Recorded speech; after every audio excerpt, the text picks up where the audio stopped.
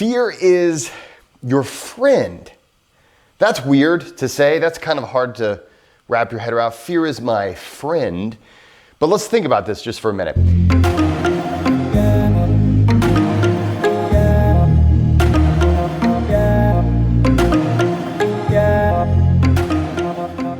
Fear is something we talk about overcoming a lot. We talk about overcoming anxiety, overcoming fear.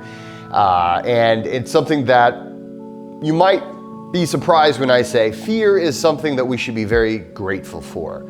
Now, hang with me for just a minute because you might be saying, okay, why should I be grateful for fear?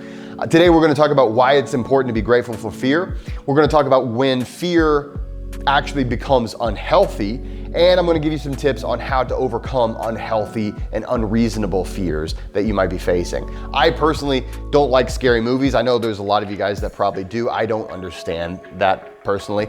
Now, Troll 2, on the other hand, hilarious. So I mean, but that's for other reasons. It's not scary. But the point is, some people even enjoy being in a state of fear, but most of us look at fear as something that is bad. And this is not for no reason. Typically, when we're in a state of fear, there's a clear and present danger. And actually, this is a good thing. It has a real purpose. There's a real utility to fear. Just imagine if our ancestors didn't have this sensation, if they were not afraid of fire or falling off a cliff or a lion or some kind of a predator, if they weren't afraid of things that they should be afraid of, right? Normally, we look at fear as this thing that's outside of us, right? We look at it as almost like some kind of a intruder, something that is affecting us. But in reality, it's more like having an embarrassing mom who's kind of overprotective and who is trying to say, hey, you shouldn't go outside without a coat.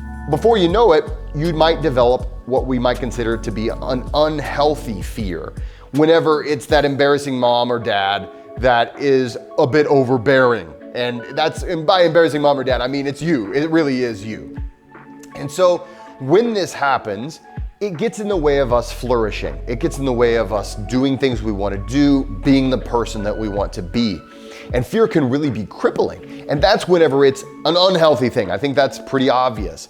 Now, the thing about unhealthy fears is that I've had them, and most of us go through life and we have unhealthy fears. There are things that are limiting us, right? Things that we don't do because we're afraid, or things that we do because we're afraid not to. Now, first of all, you need to identify it. Is it an unhealthy fear? So first of all, you need to be able to answer this question. Is there a reasonable thing to be afraid of? Is it actually reasonable to be afraid? Okay. Well, okay, if there's actually something reasonable there, and it's like, well, there is a reason why I'm afraid, that's first step. That's step number one.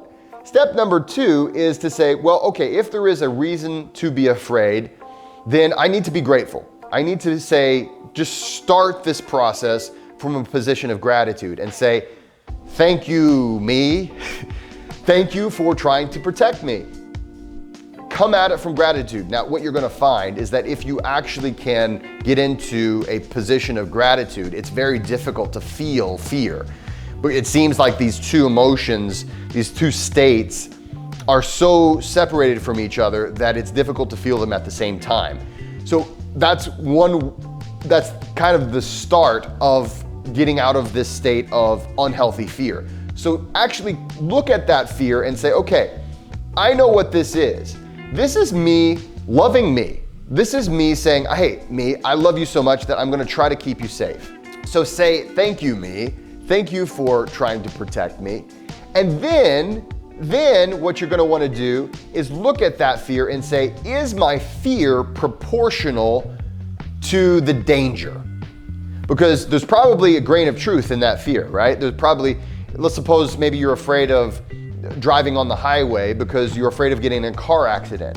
Well, car accidents are awful, right? Car accidents suck. That you can get hurt, you can die. People get in car accidents every day. So there is a grain of truth in that fear, right? But what you've done is it's become an unhealthy fear. It's grown up out of that grain of truth into something that's preventing you from driving on the highway. But that grain of truth, that's a real reason to have fear. That's a fair reason. But it's grown up into this unhealthy thing. So you need to be able to identify intellectually and say, this is an unhealthy fear because I am feeling more fear than I should over this reasonable cause for fear. So what can I do from here? Well, from that position, you can intellectually understand, okay, I am going to need to do something about this fear. It's getting in the way of me flourishing. It's getting in the way of me living my life. So how do I go about doing that? So there are really three big steps that I want you to take. First of all, the first step is to forgive yourself, to not be beating up on yourself. I don't want you to really feel bad about it. Again, come at it from a position of gratitude and say, I'm going to meet this fear where it is. Second step is micro exposures. So you're going to expose yourself to this fear in very small increments. So let's suppose, we'll go back to the example with the highway. Maybe you're afraid of driving on the highway, but maybe you can drive in your driveway. Maybe you can drive on a side road that's not very busy.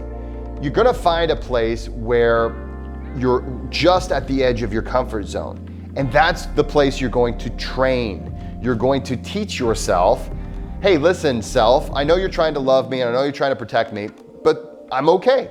I can do this. So you're just going to gradually expose yourself. And as you're doing that, step 3, which is going to happen at the same time as step 2, is you're going to practice slow breathing. You're going to sit up more, in a better way than what I'm sitting right here. You're going to breathe down into your belly, nice and slow. And by doing that, you're going to send a signal to your nervous system that lets you know, I'm not in any danger. I'm safe. You're going to reinforce the situation. You're going to reinforce the state that you want to be in. And you're going to slowly but surely associate that state with this experience. And you're going to say, you know what, I don't feel so bad. And now I can drive, maybe it's not on a side road, maybe it's on a road that's kind of busy. Maybe it's not the highway yet, but maybe it's on a road that's kind of busy. I'm going to drive on that. And guess what? I'm going to focus on my breath. I'm going to do a micro exposure. I'm not going to try to, climb Mount Everest in a day. I'm just going to take one little step at a time. And before you know it, that's going to be within your comfort zone. The fear is you.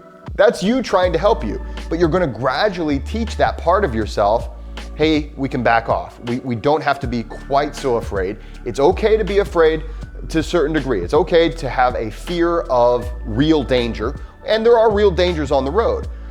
But is this really the degree of fear that we need to feel? And as you give yourself those micro exposures, as you reinforce a state of calm with your breath, you'll gradually see progress. You'll gradually see yourself stepping forward and moving forward to that goal. Now, obviously, there's never going to be a one size fits all. This is going to work for everybody. It's the cure to your problems type of a video. This may not work for everyone, but it's worked for me and it's worked for a lot of people. So I would recommend trying it. I really hope this helps, because living in a state of fear is no fun, right? And living in a state of fear where that fear is getting in the way of you living the life you want to live, that's no good either. And you can apply this to any kind of fear, whether it's fear of asking somebody out, or fear of talking to people, or fear of, choosing a job. You can apply this same technique to it. Sometimes it literally, instead of physically going to a place or physically doing it, it literally is just thinking these things through and reinforcing a state of calm with your breath, allowing yourself to experience that discomfort at a controlled pace, knowing that deep down inside, this fear, it's coming from a position of love, coming from you trying to protect yourself. And you know what? It might come to a point where it's like, you know what?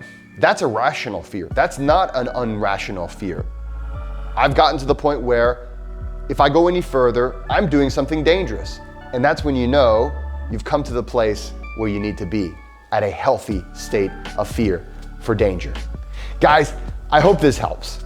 And I hope that you can live your life overcoming fears and still be grateful for the fears that really do help you stay safe.